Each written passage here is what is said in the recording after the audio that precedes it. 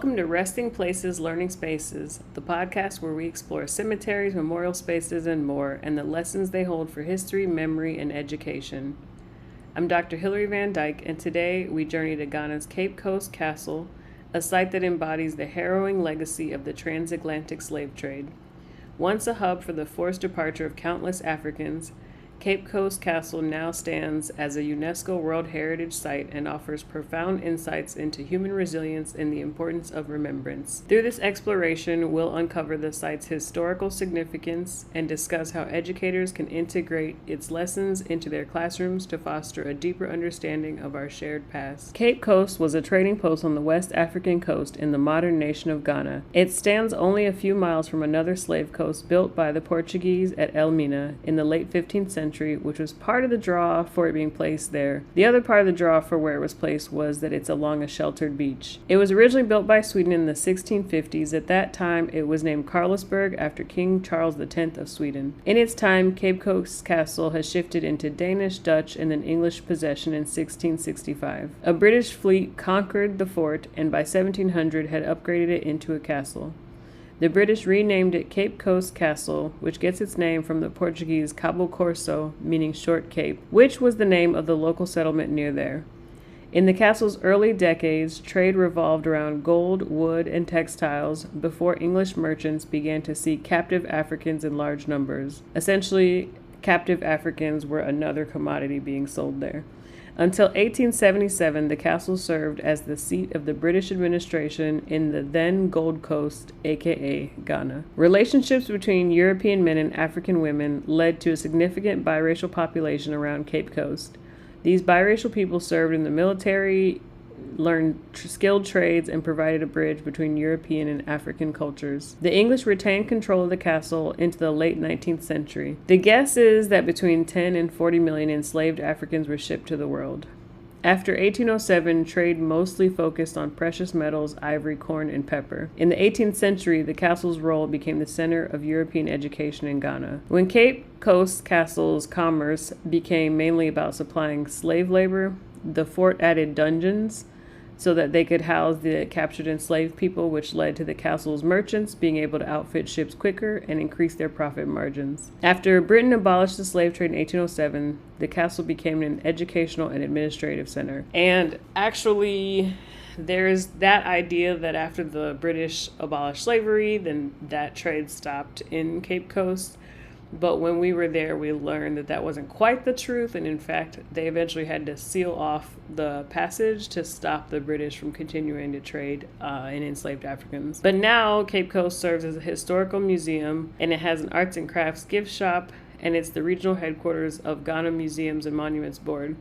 This infamous castle, like I said before, is also a UNESCO World Heritage Site, which President Obama visited in 2009 with Anderson Cooper, where there's a really interesting documentary style interview about it, where he discusses what sorrow enslaved people must have felt as they were led through the door of no return, never to see their families again. And I have to say, in my own experience of this castle, I could never have anticipated the fact that I also would have very similar feelings to President Obama while going through the slave castle. So earlier in April, I went on a trade mission with the Pinellas County Urban League. I was invited to be a part of this trip as a part of my work with a local nonprofit that I'm the executive director for called the Green Book of Tampa Bay. And the purpose of the trip was to essentially literally learn about trade opportunities in Ghana. We learned about real estate opportunities. We learned all sorts of ideas around business, including meeting the owner of a textile factory if we wanted to mass produce anything. Also met a lot of African American expats who had businesses in Ghana, who worked in Ghana, including a lot of folks who did work with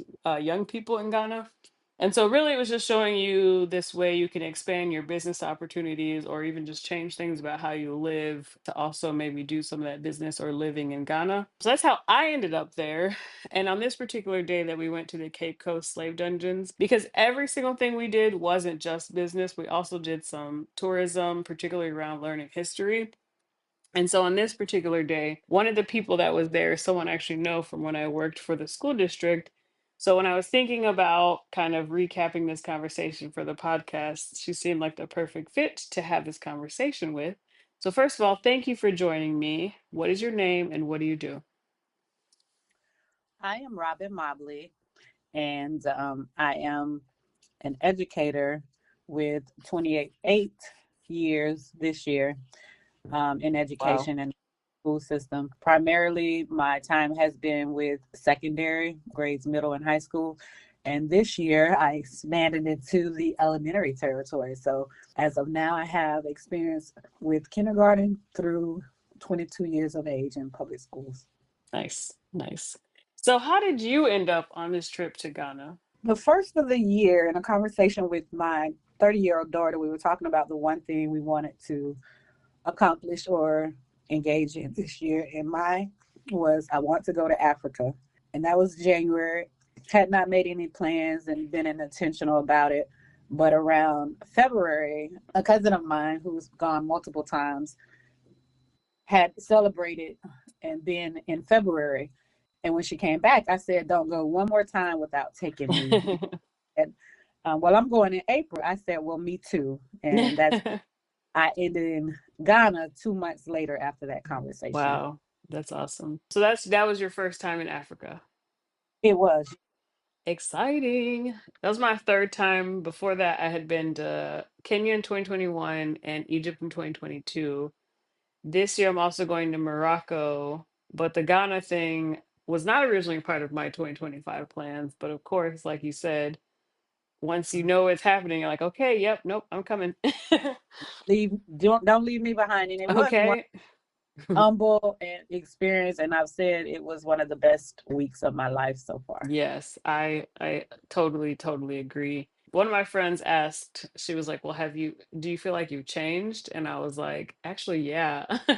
And I'm still Right. processing what that change is, but it was interesting because she said everyone she knows that's been to Ghana comes back like a different person. And I was like, "Yeah, I think that's accurate." I've I've said a couple of times my response to some of the so when you come back, it's like nothing that we've made matter here really matters. That's how Mm, I've summarized it. And working in a place where there's problem solving all day long, multiple times within a political framework, sometimes my response now can be, you need to go to Africa, and it right. just ground you in what really matters Yeah. and what's important. So that was Yeah. What oh, matters, what's important, and even like what why you're experiencing or feeling how you're feeling. right. So before we actually talk about Cape Coast, I actually want to back up before that. Before we went to Cape Coast, we went to the Asan Manso Slave River site. And the history, we had like a history talk with a guide named Kwame Divine. And what he talked about was essentially like after walking thousands of miles to this point, it's essentially where like the auction would happen. But before the auction, this river was used essentially to like clean the slaves up, or the people that who would become slaves up, like wash them in the river. And then it also was almost, it seemed like it also the place where they'd try to fatten them up a little bit too, just to make them more like visually appealing for the people they were selling to. So he gave us the history talk. And for me, one of the things that really stood out from his talk that I wrote down is he said, whenever they see you, they see your powerful and resilient ancestors. Resilience.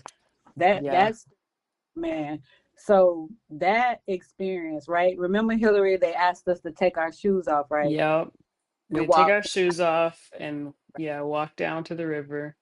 I was one who didn't initially take my shoes off, right? I Okay. didn't take my shoes off, and I probably made a couple steps before I said, let me totally engage in what this could have been like to the Mm.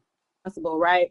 I Yeah. began to think, I'm like, my ancestors during these times didn't have shoes on their feet. How dare I not, respect that experience and history and not do it. So I Right. took my shoes off and put them in my bag, right? And just wanted to experience to the extent possible walking Right. with shoes, thousands and thousands upon thousands of miles, right? Right. And when you're exactly right, that statement that stood out to you when we were in the river, and we had a chance to, pray in that river. It was all about resilience. Right. Thank you for instilling a lineage of resilience and declaring that, forever forward, I am, in my kids and my kids' kids and anyone attached to me in my lineage has that degree of resilience. That Right. the resilience that they undertook and the experience during this slave, we should be able to stand up to anything Right. with level of resilience. So absolutely, that was one of the major things that stood out to me, and in my prayer in that river was just the spirit of resilience in my family to stand strong in the test of any adversity, just like our ancestors did. Right. For me, I stay outside. I love hiking. So I was like, yeah, we get to hike with our shoes off. So I like immediately, took my shoes off. But then also kind of right away was like thinking about that same thing you said, like, oh, okay, we're doing this little stretch without our shoes. Right.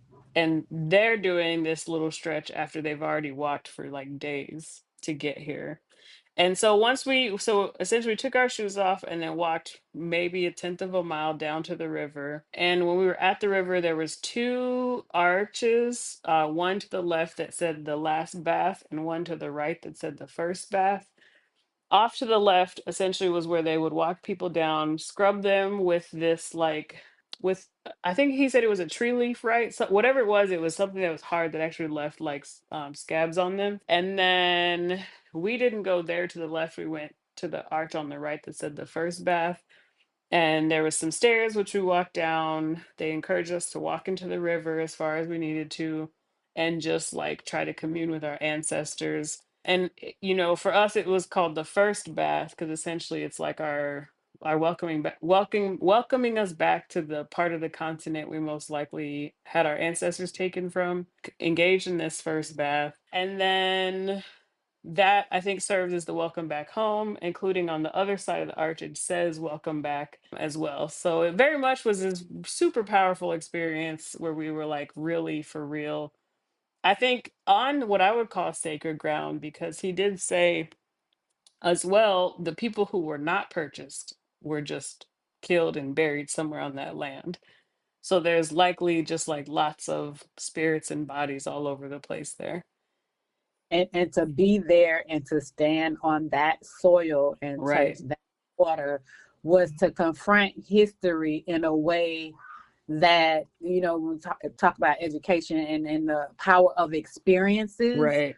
in whatever content that you're teaching, to stand there and confront history in that way. Yeah. No documentary, no video, no textbook could ever give Could ever. that. Yeah. So after we did the bath at the Slave River site, then we got back into the bus and made our way to Cape Coast, which we were probably in the car for like another hour and a half. And what we learned is the people who were purchased there would then have to walk again on foot to Cape Coast. So we were experiencing that trip just in a Right, car, and for right, us, it was long. And so then we're having to really imagine this idea that our ancestors were walked that whole way. right. So when we first got to Cape Coast, right in sort of the entry, we were met with the guy that was going to be our guide. All of us were dressed in white for this day. So when we got there, they tied a red band around our wrist. Do you remember? I don't remember what the red band signified. I didn't catch that either, which Yeah. must have. I don't know if I caught it, but I definitely don't remember if I did hear what it was.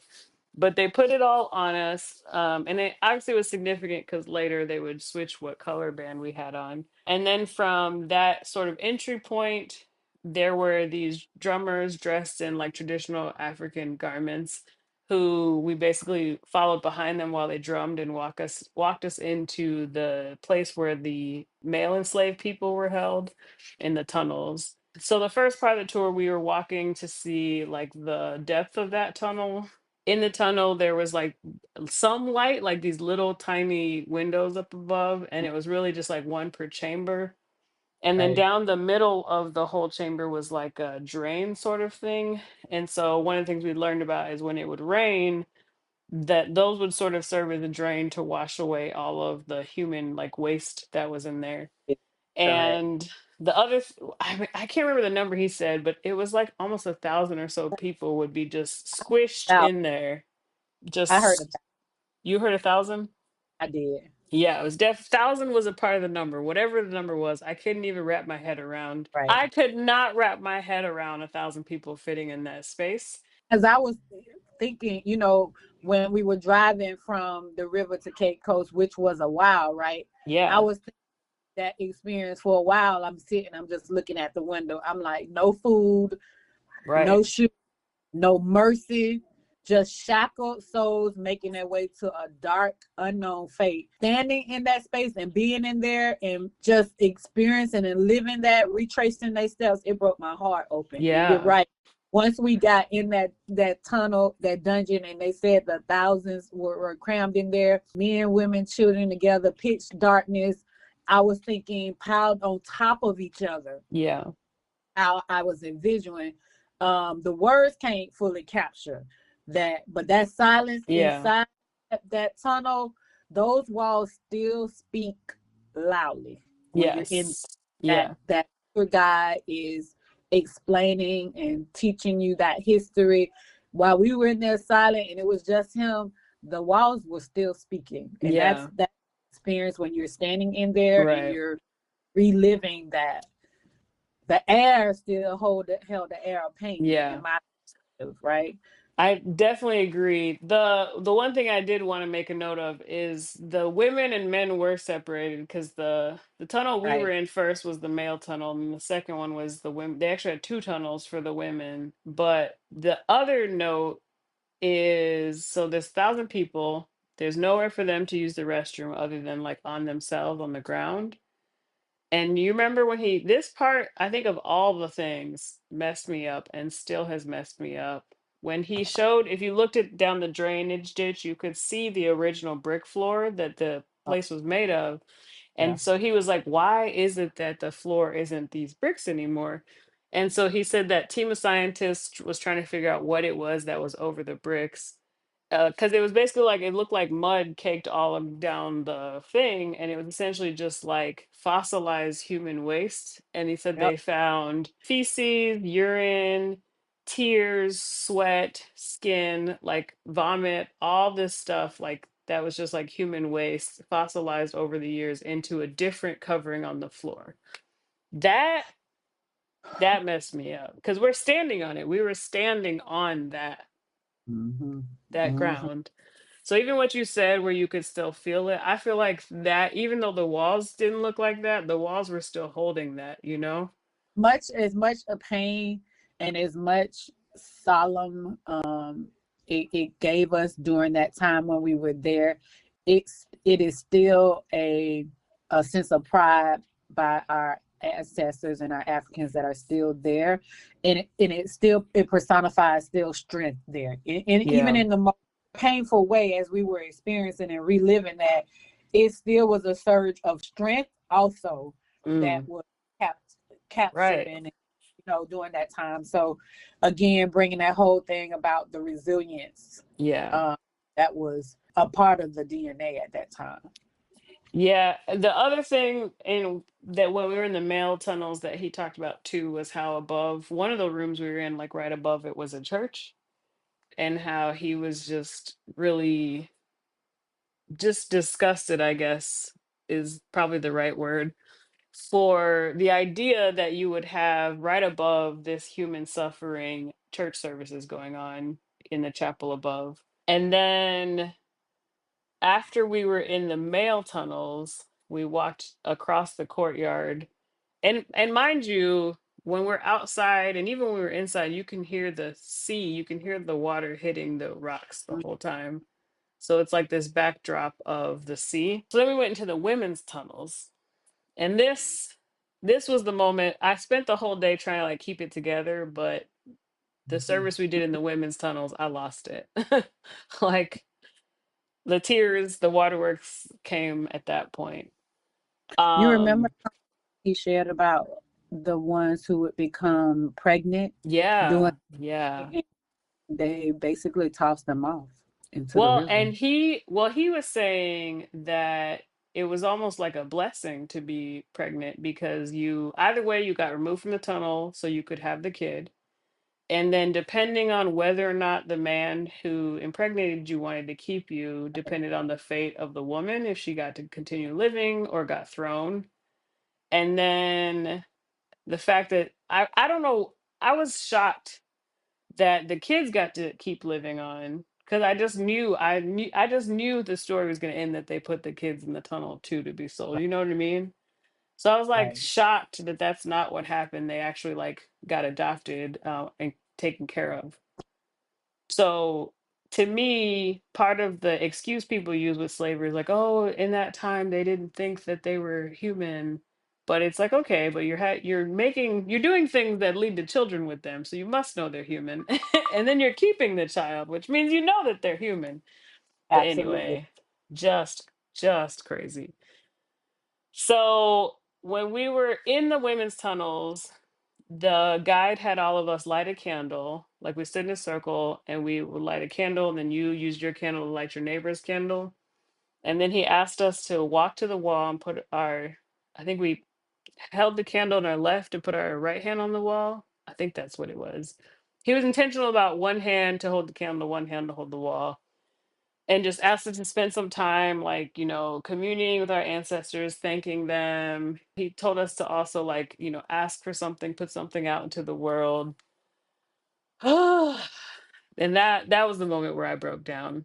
So can you tell me a little bit about what your experience was during the candlelight ceremony? Yes, the silence, again, the silence in those walls during that time was still speaking loud.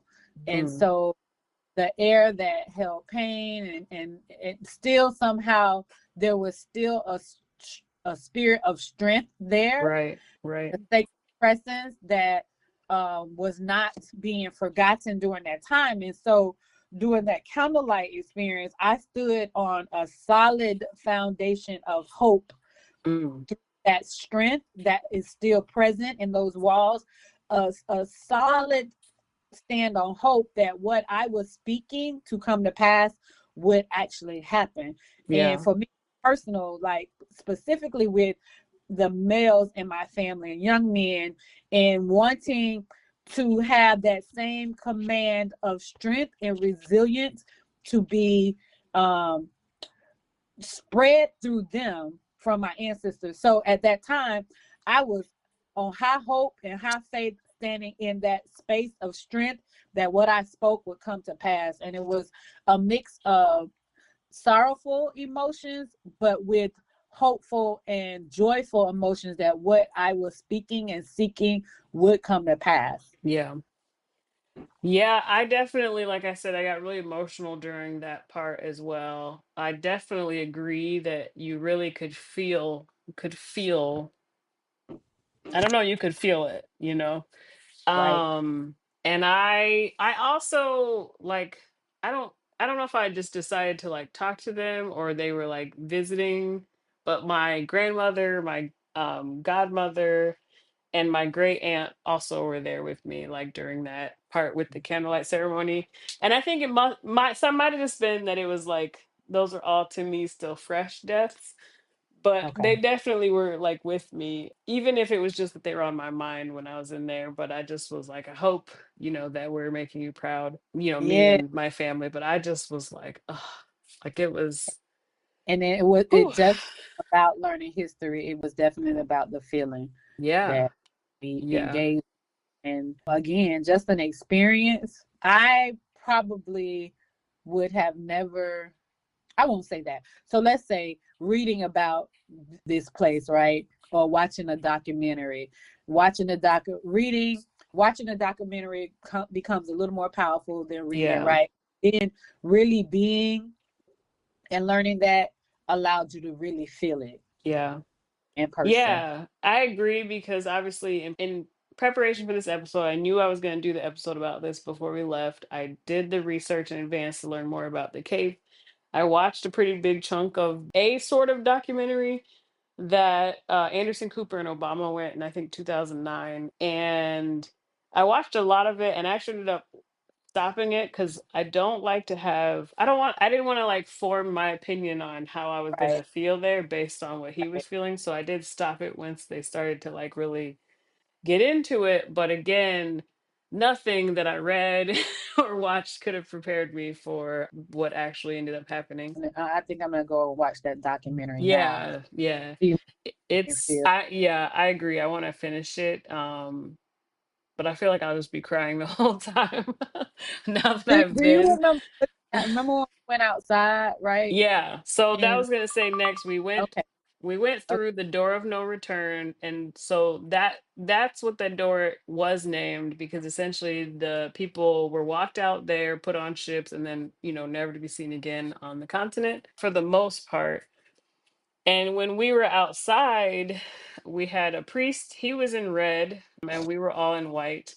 And each person, so first he did that long prayer. And one of the things that happened in Ghana when the traditional priests were doing ceremony, they'd have like a bottle of gin and would essentially pour out most of the gin during the ceremony. And so, we didn't know what he was saying. I think he was speaking tree, but the translation essentially was that he was like praying blessings on our travel back home, blessings on any business endeavors, blessings on all our family members, like just giving us blessings upon blessings, which is beautiful.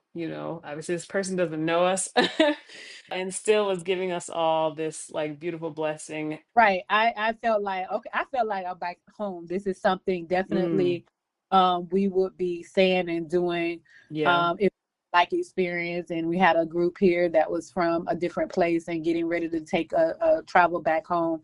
There were similarities in Hmm. our cultural ways about that, and I felt really like even more connected than even before when I didn't know what he was saying in the language Yeah. that speaking, but after him finishing and getting a summary of what was said, I'm like, it's a similar way of life that we have Yeah. here. And I felt really good about that experience. I felt really like even more confirming like I'm home, like I'm not visiting Mm-hmm. in a home place.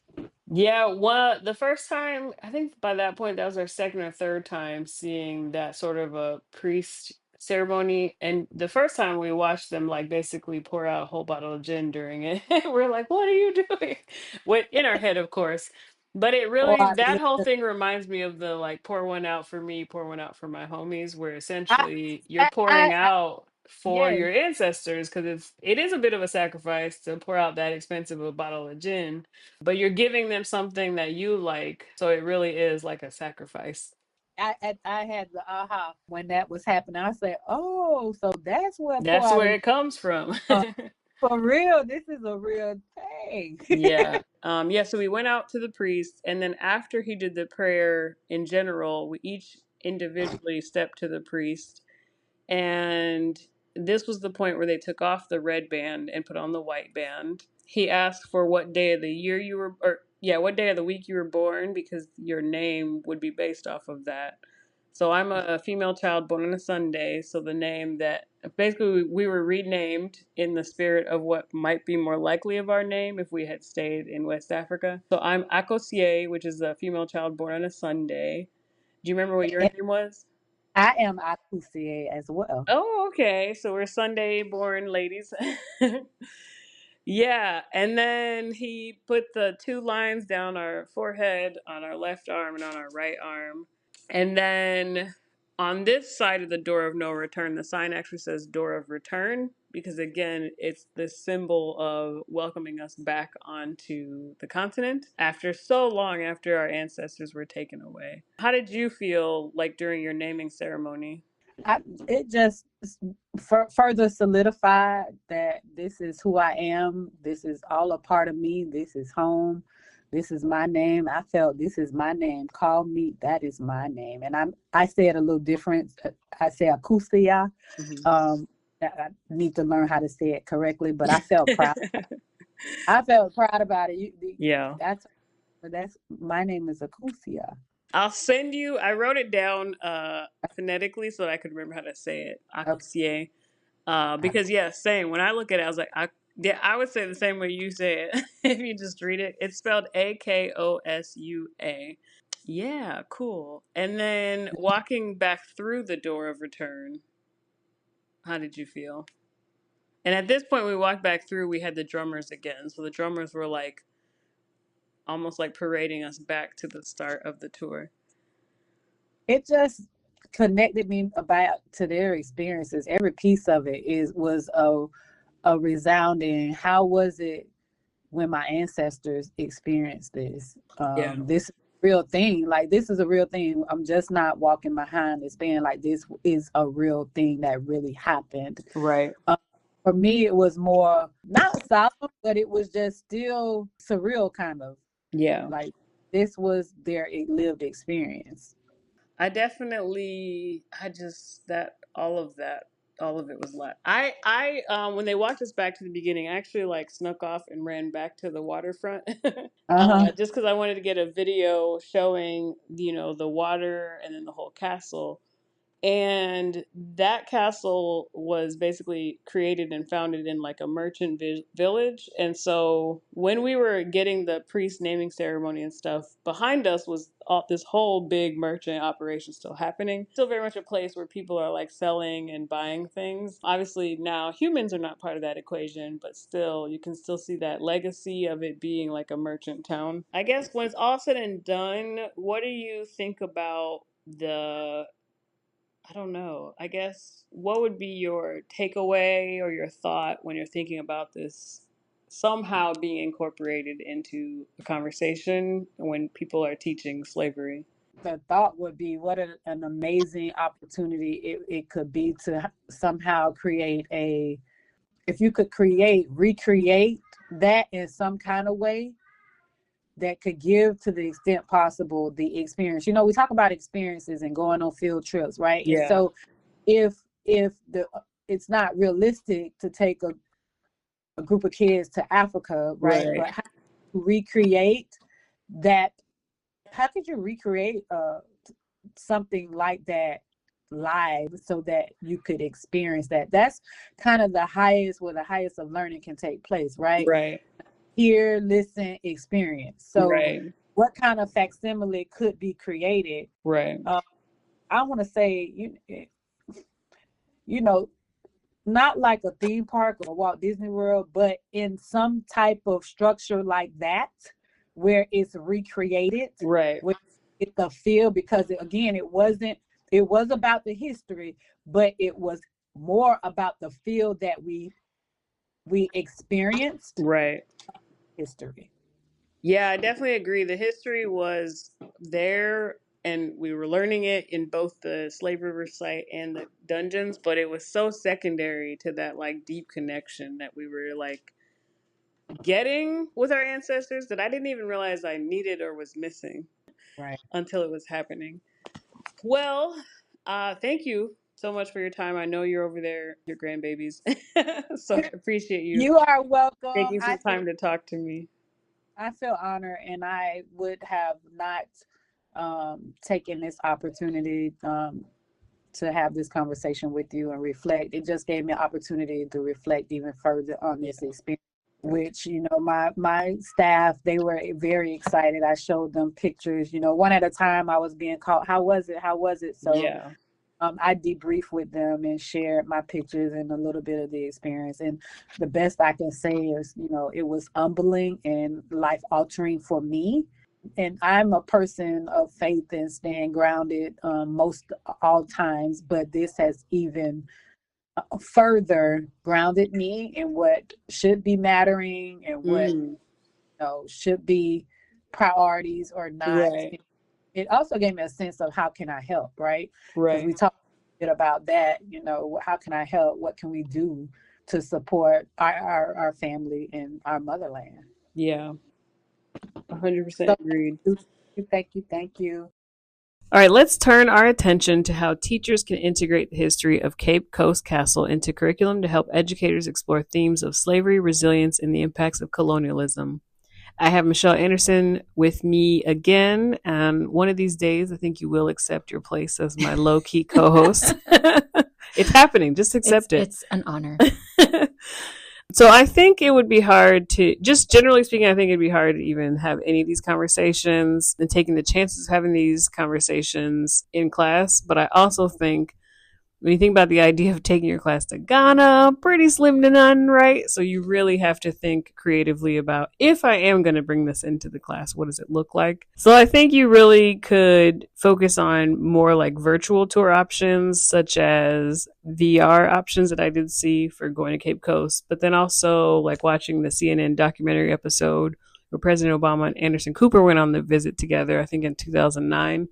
And one of the things that Obama says is that you can use, quote, extraordinary moments like this to essentially examine how people treat each other. So I just thought that even in itself was a great framing for having that sort of a conversation with students. Before I keep going with some ideas, what are your thoughts on that, like these virtual opportunities? No, I agree. Because again, yes, we're not going to be able to get students out of the United States to be able to visit those sites in person.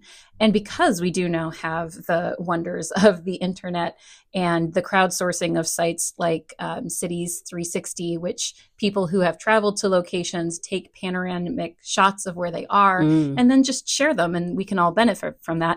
Of course, making sure that we preview them and that there was nobody in the shot that was doing something we don't want students to see. Oh, I heard about that. Yeah. Got to be careful. But knowing that, we can be careful, we can preview things, and then we can bring that imagery to life for our students in real time. Yeah. So the website 360cities.net, 360cities.net, has 360-degree panoramic images and videos for VR and more. You can show them right off of your computer or project them for students. But again, making sure that you preview anything that you show students, because these are crowdsourced and people have taken panoramic images just when they're traveling around the world and then sharing them with the rest of us, which is amazing. But not everybody is so thoughtful. Yes, I agree. And that's good advice anyways as a teacher. Yes. Preview what you're going to bring in front of your class. All right, some other thoughts I had. If you're not bringing the castle into the class virtually, I think about the spirit of how I was taught at the castle and how you could use that in your class. So when I was thinking about the idea of developing units or lesson plans that trace the history of the transatlantic slave trade, I think what was very powerful was focusing on like the more personal narrative side of things and the personal or the way that people were affected. And then also I think they did a really good job at the castle of helping you realize how many things and how many places were involved in this trade. So even within the conversation in your class, actually having students, splitting them up, having them investigate what various nations or various states in the U.S., like how they were all involved in the slave trade. And then, so what were they doing as a part of the slave trade? How were they actually benefiting? So people can realize it was bigger than just like this point in Ghana and bigger than just the Southern United States or the Caribbean. Absolutely. Your comments make me think along two directions. And one is the value of narratives and primary source narratives. For our middle and high school students, for our elementary students, there are just a wealth of really wonderful picture books that are used for read alouds. So in elementary school, even though the students' reading level may be on the lower side, they're just learning how to read, because picture books do such a wonderful job of taking complex topics and bringing them down, understandable to students with wonderful artwork or imagery. Teachers can share stories that students wouldn't be able to read themselves, but can relate. And because it's done in a read aloud, the teachers can ask probing questions and can offer time for students to have discussion. Of course, you're talking about age appropriateness there. So choosing your picture books wisely is, again, really recommended. Preview everything first. But here in Florida, our first benchmark that students have the opportunity to learn about American slavery comes in second grade. And that benchmark is why people came to the U.S. And so that, of course, can go as far back, because we have the benchmark in second grade as well, to the first Indigenous Americans. But it then is also how did and why did other people come here? And so American slavery can be brought in with a really strong instructor who is being very structured in what they're offering to students and how they're bringing that conversation in, and then making sure you're talking about sort of the high level topics and not getting into anything that could be exploitative. Right. With this thought in mind, were there any other thoughts you had about how you could bring it into the classroom? Yeah, well, I also love how you were discussing the scale of American slavery. And so I am really fond of the website slavevoyages.org, which has, because we understand that the records we have are because of the insurance industry, that all of the ships that these people were brought to the Americas on were insured and heavily insured, that we actually then do have a paper trail. Wow. And so a great amount of research has been done and this huge database has been created, but then we have the actual data, just the strings of numbers and names and travel locations, but it has been used within this website to create the story so that we can see the scale. Mm-hmm. And one of the things that I have shared personally with middle school students on that database is the time-lapse map. Oh, yeah. That map is wild. Yes, the time-lapse map, which even could be used in fifth grade, which is where we have our first benchmark specific to American slavery, which is the triangular trade as the first of that series of benchmarks. So, even in elementary school, we are having those specific conversations. Mm-hmm. But how do you have those conversations? That's what you're asking. That's the important part. The time-lapse video showing how it started very slowly, but then how into the 1800s, it was a flood of people being brought over, and the ships are constantly going across the Atlantic, bringing more and more people. And so you really do get that idea of the scale. And realizing how many countries were involved in it. Exactly. And I think even when it switches from Europe to this side of the world, then it starts just going between the U.S. to the U.S. as well. Yeah. Yeah. Yeah. So I'll put that in the show notes for anyone interested in checking it out. And since this website was created in the early 2000s, I think 2009 is when it was first published, but since then they have just continued adding to it. And so there are now 3D models of slave ships. So they, in the video, will tell you the story of that particular ship, but they've used AI software, I'm assuming, to create so that you feel like you can look through the ship. Now, things like that, you, again, are going to have to preview and make sure that you can show students what is in those videos, but there are some of them that can be shared with students. Right. Yeah, I think the biggest thing is just understanding the sheer amount of wealth that was created, and you really only can see it when you realize how many people are invested in this institution continuing. Well, and the fact that the whole insurance industry was built around it is just incredible. The other things that I would want to make sure educators are thinking about in coming to these topics is not just the importance of previewing all of the materials that you want to use, but having personal reflection first, determining what do I really know, what more research should I do before bringing this topic to students? Where did and when did I learn what I learned, and what did I learn from, to make sure you're using more recent scholarship. But then in terms of how to bring it to students, because this is a topic that is so sensitive, it's really important to make sure you're not trying to make students feel something. Right. Because we do play a role in helping students build empathy in teaching history, but we can't force students to feel empathy, because that will backfire and either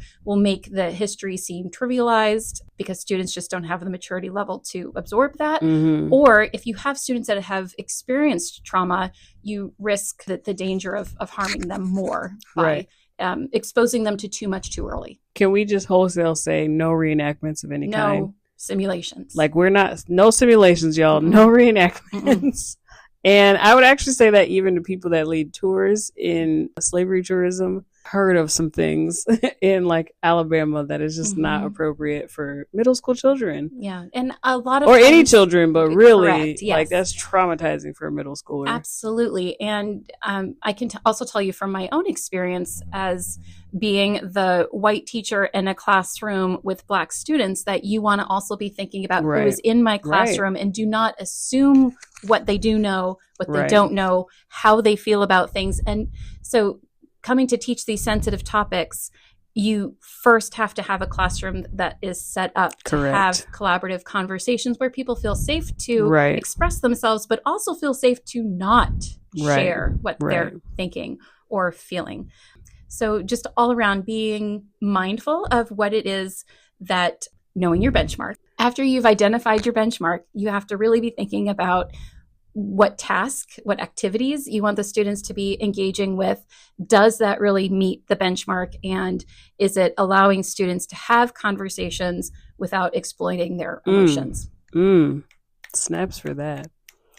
Yeah. I think overall, I mean, potential challenges of addressing this, because it can be very emotional, is a challenge. I guess I said the challenge is a challenge. Well, it's social studies. We are but just I totally agree. Just the need for cultural sensitivity when doing it, and then I also think there's so much happening right now around what type of history of the experiences of Black folks in the diaspora, like what you are allowed to teach.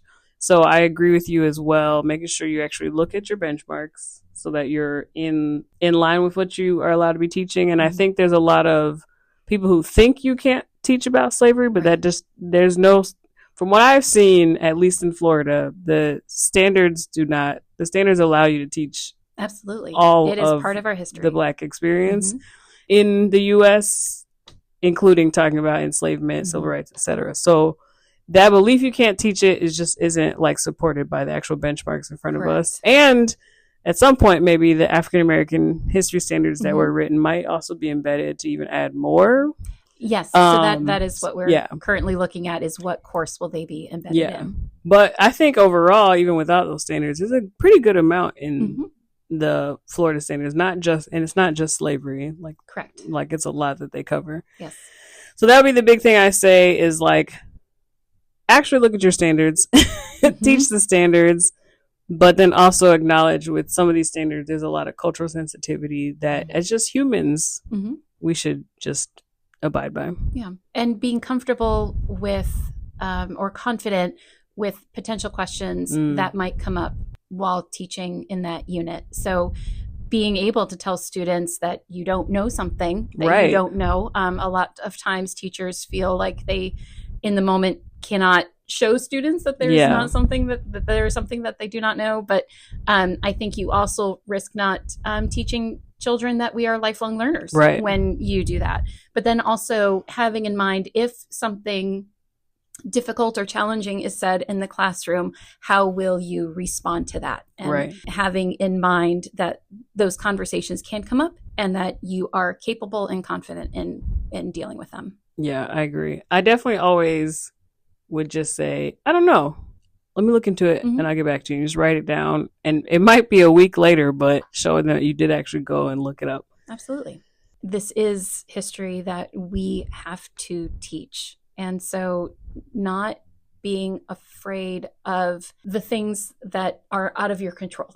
So again, just stay with your benchmarks, because this history is in your benchmarks. And then being very thoughtful in how you put those lesson plans together. Agreed. All right. Well, that wraps up this episode of Resting Places, Learning Spaces. Cape Coast Castle embodies a complex history of suffering and education. Its lessons are vital in understanding our collective past and shaping a more informed future. We encourage educators and listeners to delve deeper into this history. Listen, if you've got it, consider visiting the site. I promise you, my trip to Ghana was worth every thing. I had no idea my life would be so changed. Highly recommend. If you ever even kind of considered going to Ghana, go to Ghana, okay?